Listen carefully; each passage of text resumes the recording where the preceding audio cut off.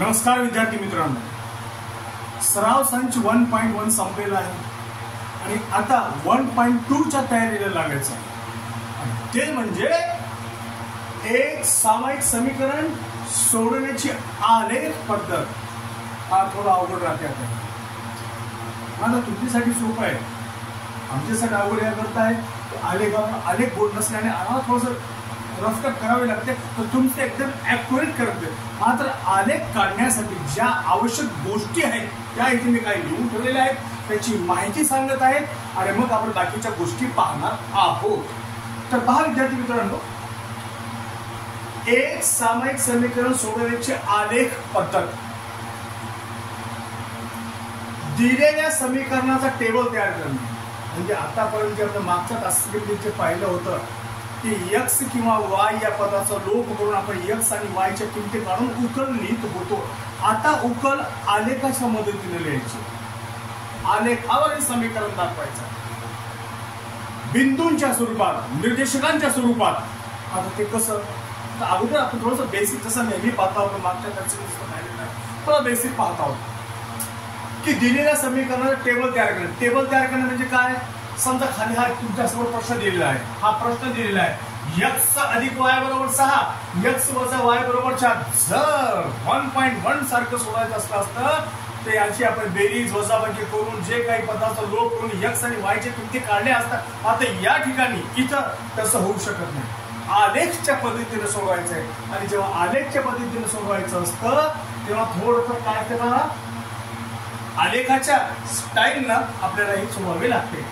तर आता हा जो प्रश्न आलाय x अधिक y बरोबर 6 याचा टेबल हा तयार करायचा। आता मग टेबल म्हणजे काय, नेमकं काय करणे सांगू, सगळ्या गोष्टी सांगू। आणि दुसरं जे समीकरण आहे त्याचं टेबल हे काय तयार करायचं आहे, म्हणजे नंबर 1 ला काय दिलेले, दिलेल्या समीकरणाचं टेबल तयार करणे।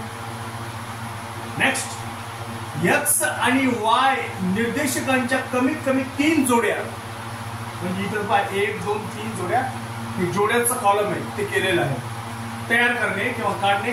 म्हणजे नेमकं काय करणे, x आणि y च्या किमती काढणे आणि त्या आलेल्या किमतीमुळे इथं उकल म्हणून जे म्हणजे बिंदूच्या निर्देशकाप्रमाणे इथं लिहायचं असतं।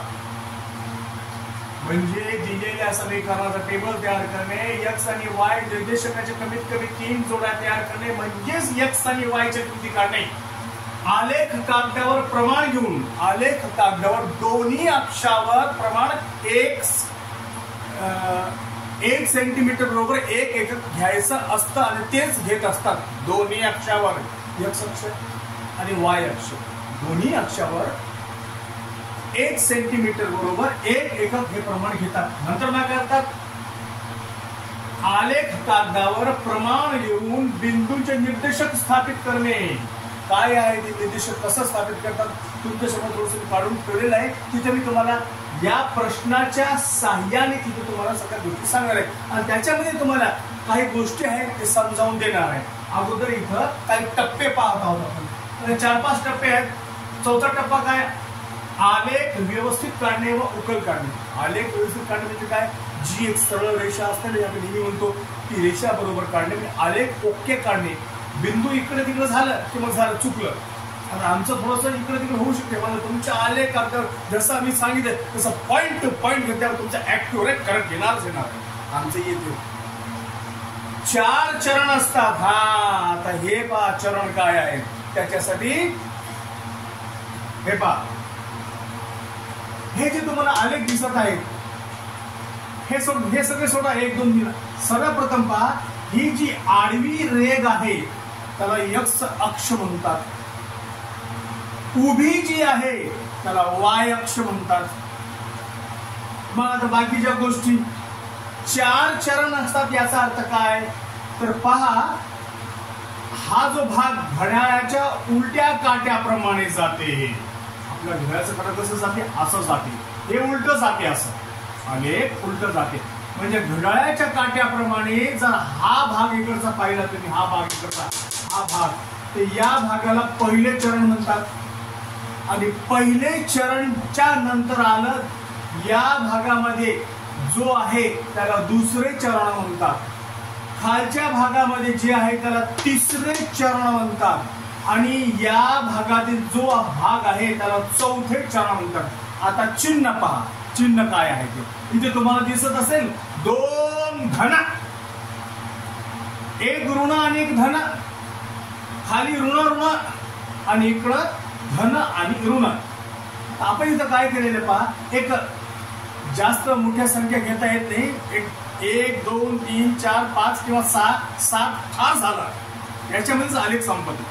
तर मी या ठिकाणी काय केलेलं आहे, इथं 1 सेंटीमीटर बरोबर 1 एकक हेच आहे. तिचे आलेखामध्ये ही जी जाड रेषा असते आणि याच्यामध्ये जी बारीक बारीक बारीक बारीक बारीक रेषा असते, त्या 10 रेषा मोजल्यानंतर 1 एकक तयार होतो. 1 सेंटीमीटर बरोबर 1 एकक. मग हे 1, त्याच्यानंतर हे 2, दुसरं एकक, 3 4 5 6 7 हे या ठिकाणी आपण घेतलेलं आहे. म्हणजे निर्देशक घेतलेले आहे.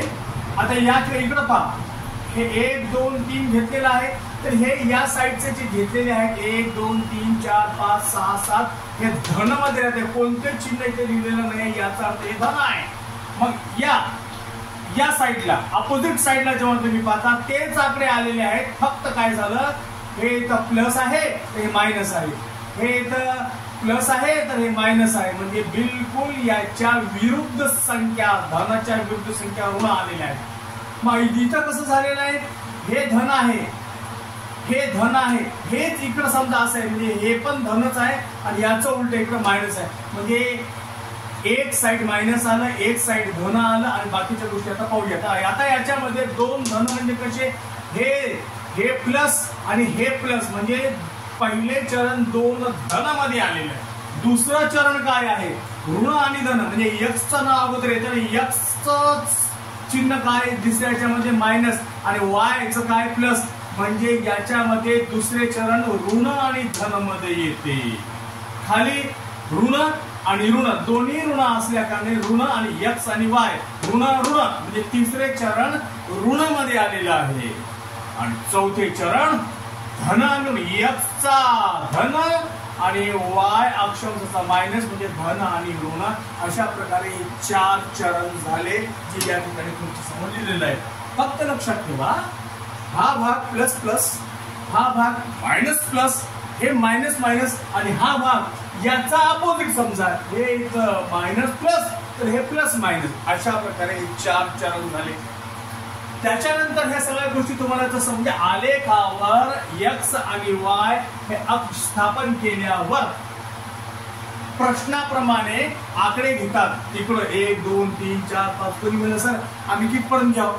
प्रश्नात बघा सर्वात मोठी संख्या काय दिसायली 6, थोडस 1 वाढवून घ्या बस झालं. मी 7 घेतले, 7 घेतले, 7 घेतले, 7 घेतले, इकडे धन घेतले. हा हे प्रमाण घेताना जर तुम्ही हे बरोबर मोजून नाही घेतले, वहीमध्ये तुमच्या आलेखमध्ये जाड रेषा असते, तिथं बरोबर पॉईंट घेऊन 1, त्याच्यानंतर तीच जाड जेव्हा पुढची संख्या येते तेव्हा तिथं 2 हे असते. अशा प्रकारे आपण हे त्यांचे आकडे घेतलेले आहेत. आणि आता समजून घेण्यासाठी की आलेख कसा काढतात, म्हणजे प्रश्न झाला की हो उदाहरण घेतलेलं आहे. आम्ही पुस्तकाचा प्रश्न नाही घेतले, उदाहरण काय घेतलंय आपण या ठिकाणी. एक्स अधिक वाय बरोबर 6, एक्स मायनस वाय बरोबर 4 हे एक सामायिक समीकरण आलेख पद्धतीने सोडवा. तर तुमच्या समोर हा प्रश्न आल्यानंतर आता या ठिकाणी पहा, मी ऑलरेडी एक सारणी तयार करून तुम्हाला असं करावं लागतं. प्रश्न दिल्यानंतर तुम्हाला असे चौकट्या तयार करावे लागतात.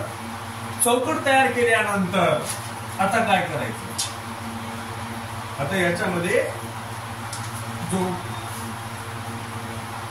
पहिला मुद्दा आहे हाच, यालाच घ्या की या समीकरणाचा आपण विचार करूया. इथं खाली घेऊया एक्स अधिक वाय बरोबर 6, एक्स अधिक वाय बरोबर 6. याच्यामध्ये आपण काय करूया, सर्वप्रथम वाय ची किंमत काढू. म्हणजे वाय ची किंमत काय आहे काढूया. तो वाय ला आपण आपल्या जागी ठेवूया.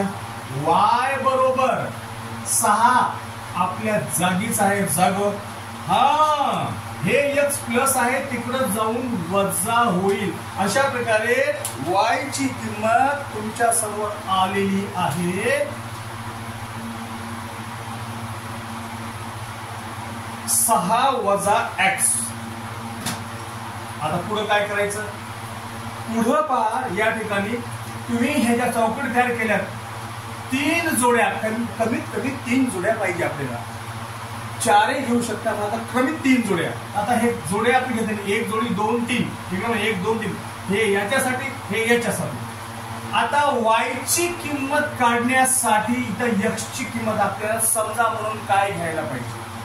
तर पहा, सर्वात सोपी म्हणजे एकदम छोट्यात छोटी संख्या घ्यायला पाहिजे. मी या ठिकाणी 1 घेतो. समजा x बरोबर 1 घेतल्यानं रे y बरोबर किती. चला मग या ठिकाणी आपण लिहूया x बरोबर 1, मग काय होईल हेच लिहायचे या ठिकाणी. y बरोबर 6 वजा x म्हणजेच काय, y वजा 6, y बरोबर 6 वजा हे 1 लिहायचं, 1.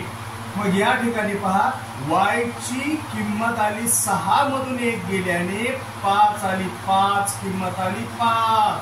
मग हीच किंमत, जी किंमत आलेली आहे ती आपण या ठिकाणी लिहूया.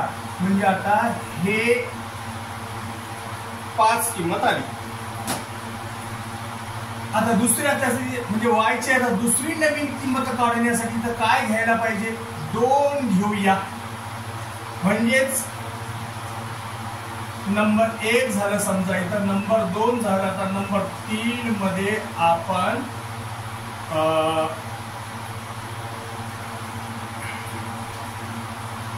x बरोबर 2 ही किंमत घेऊन, म्हणजेच y बरोबर 6 वजा x, म्हणजे 6 वजा x ची किंमत 2, म्हणजे उत्तर काय येईल. तर पहा, y ला y बरोबर 6 मधून 2 गेल्याने 4 आले, 4. याचा अर्थ आता y ची किंमत, y या निर्देशकाची बिंदूची किंमत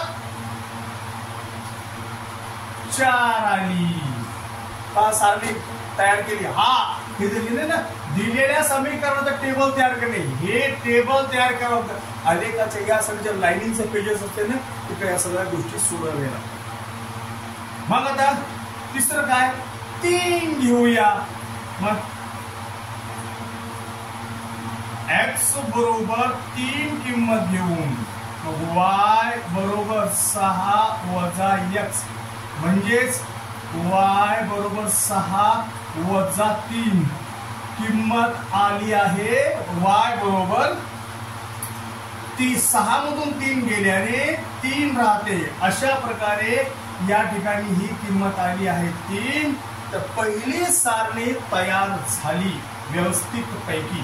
कसं, आता x आणि y चे आपल्याला इथं उत्तर किंवा x आणि y चे बिंदू घ्यायचे. तर पहा या ठिकाणी x आणि y या निर्देशाच्या किमती, इतर x या निर्देशकाची किंमत 1, y याची किंमत 5, याचा अर्थ 1,5, इथं 2,4 आणि इथं 3,3. इकडे तसंच करायचं, सेम याच क्वालिटीने. म्हणजे विधान नंबर 1 अगोदर x मायनस y बरोबर 4 आहे. तर याच्यामध्ये आता आपल्याला काय करावं लागणार आहे, परत तसंच y ची किंमत काढायची आहे. तर x मायनस y बरोबर 4, मग मायनस y बरोबर 4 आणि हे तिकडं जाऊन वजा होईल, वजा x. बस आता थोडंसं काय करूया आपण, हे y मायनस मध्ये आले ना, यांचा प्लस करत असताना सगळ्यांची चिन्ह बदलतात. म्हणजे एक स्टेप वाढली. समजा की y बरोबर मायनसचं प्लस आणि इकडं हे जे प्लस आहे या प्लसचं मायनस आणि हे मायनसचं प्लस होऊन जाईल. अशा प्रकारे -4 + x हे समीकरण आलेलं आहे, त्याचं y ची किंमत आलेली आहे. आता इथं सुद्धा काय करायचं, आता इथं काय म्हणणार कोणी, सर का मग हेच 1 2 3 इकडे घ्यायचं का नाही, थोडस त्याच्या पुढचं घेऊया ना, 4 5 6. इथं आपण x बरोबर 4 किंमत घेतली समजा, सॉरी 4 नाही 3 घेऊया, 3 म्हणजे इथं 3 आहे, 3चं 3 4 5, कारण इथं आकडा पहा 6 आहे, जास्त मोठा नको. मग आता या ठिकाणी चला मग किंमत काढूया. y बरोबर सॉरी यामध्ये किंमत घ्यायची, x बरोबर 3 ही किंमत घेऊन म्हणजेच y बरोबर -4 प्लस x. मग y ला y बरोबर -4 ला -4 प्लस ला प्लस x ची किंमत 3 घेतल्याने काय येते तर पहा उत्तर येत आहे 4 आणि 3 पैकी मोठी संख्या 4 का 4चं चिन्ह येईल तर म्हणजेच y बरोबर -1 होईल, -1. अशा प्रकारे y ची किंमत किंवा y या निर्देशकाची किंमत 1 आली आहे. आपण या ठिकाणी लिहू. तिसरी स्टेप समजा आता काय करायचं, 3 ना 4, x बरोबर 4 किंमत घेतल्याने y बरोबर -4 अधिक x म्हणजेच -4 अधिक 4 म्हणजेच y बरोबर पहा काय किंमत येते, 4 मधून 4 गेल्याने 0 किंमत येते, 0 किंमत. मग या ठिकाणी 0 आली आहे. इथं 5 घेतल्याने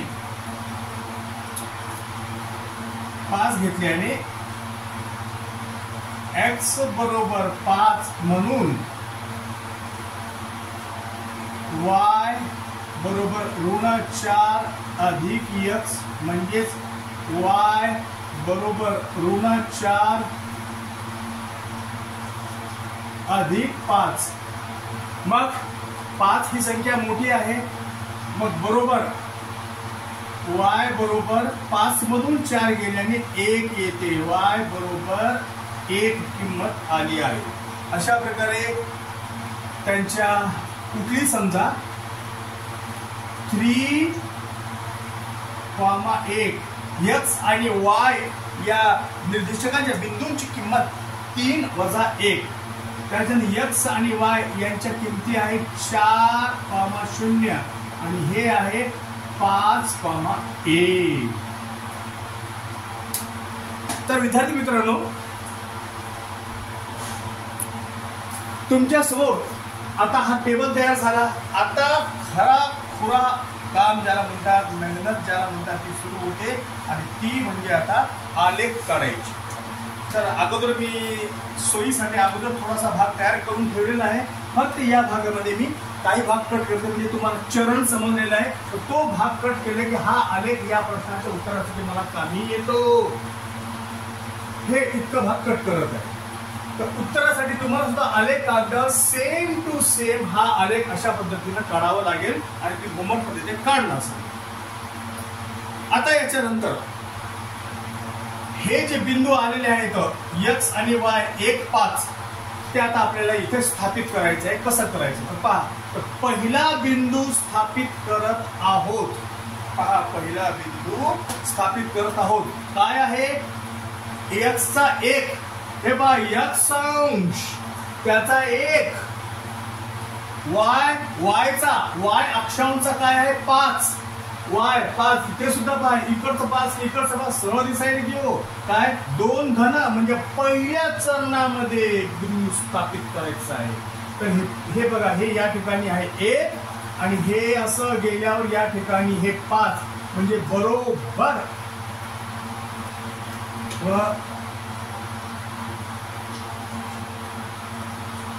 व्यवस्थित या ठिकाणी हा तुमचा बिंदू येईल.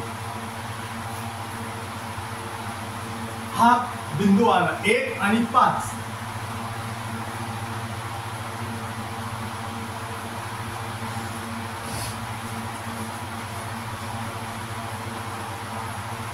इथे लिहायचं आहे 1 आणि 5 पहिला बिंदू आलेला आहे. दुसरा बिंदू 2,4 2,4 2 म्हणजे इकडच आहे, धन मध्येच आहे. 2 आणि 4 म्हणजे x चा 2 आणि याचा 4, याचा अर्थ बरोबर ॲक्युरेट 2 वर स्केल ठेवायची आणि व्यवस्थित हे 2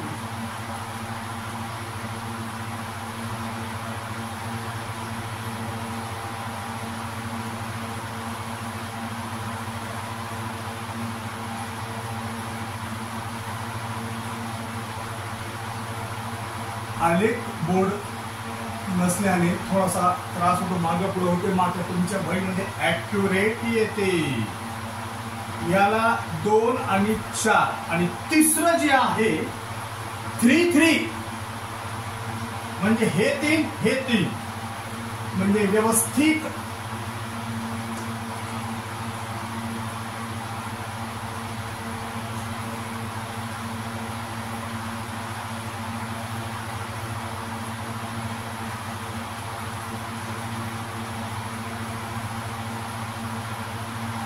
हा बिंदू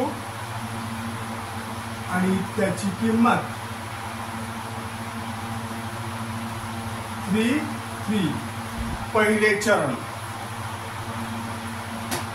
आता पहा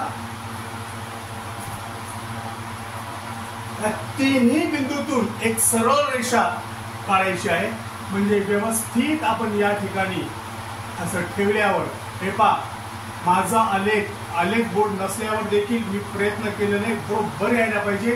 तर पहा या ठिकाणी हे तिन्ही बिंदूतून माझी रेषा जात आहे, गेलेली आहे. आता याचे बिंदू त्या रेषेला आपण नाव देऊया. नाव आहे x अधिक y बरोबर 6. x अधिक y बरोबर 6.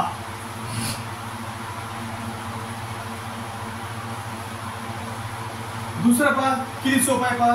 x चं 3 आणि y चा -1. x चं 3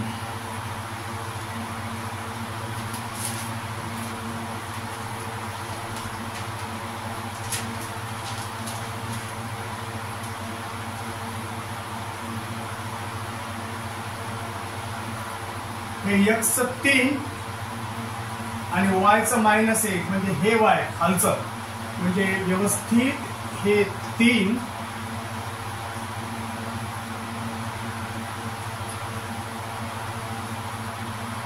या ठिकाणी बिंदू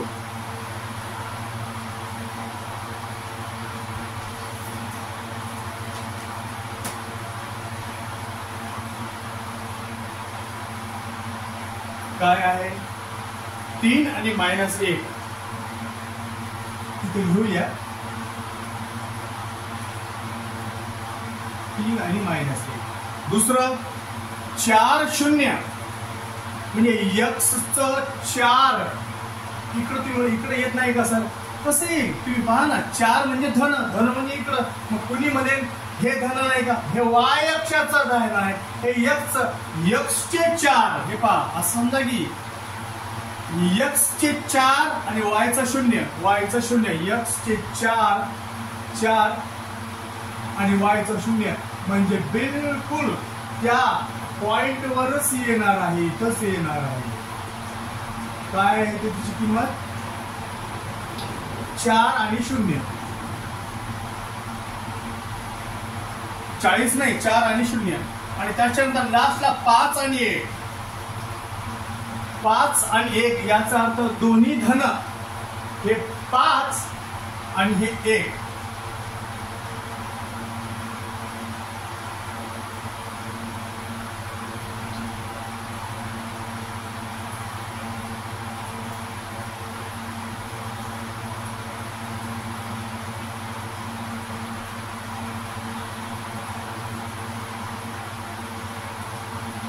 5 आणि 1 त्या बिंदूची नावं द्यायची 5 आणि 1.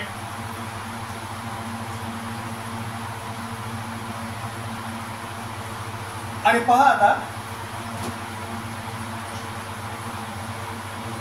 या तिन्ही बिंदूतून एक सरळ रेषा काढायची.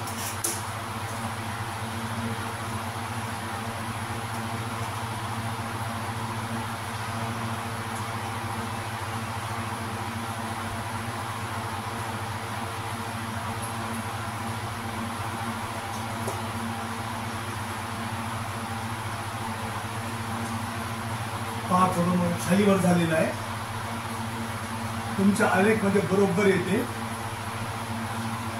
अशा प्रकारे हे तिन्ही बिंदू, हा जो बिंदू आहे पहा थोडं मागं पुढे होते, तर हे 5 जे आहे 5 हे याचं छेदन बिंदू आहे. अशा प्रकारे पहा थोडं कमी जास्त 19-20 कारण आलेख बोर्ड नाहीये, साधा बोर्ड आहे. ओके, मात्र तुम्ही हे समजून घ्या की आता हे सगळं आलेख तयार झाला. आलेखाचं नाव द्यायचंय. इथं समीकरण आहे x - y बरोबर 4, x - y बरोबर 4. आणि आता या आलेखाचं छेदन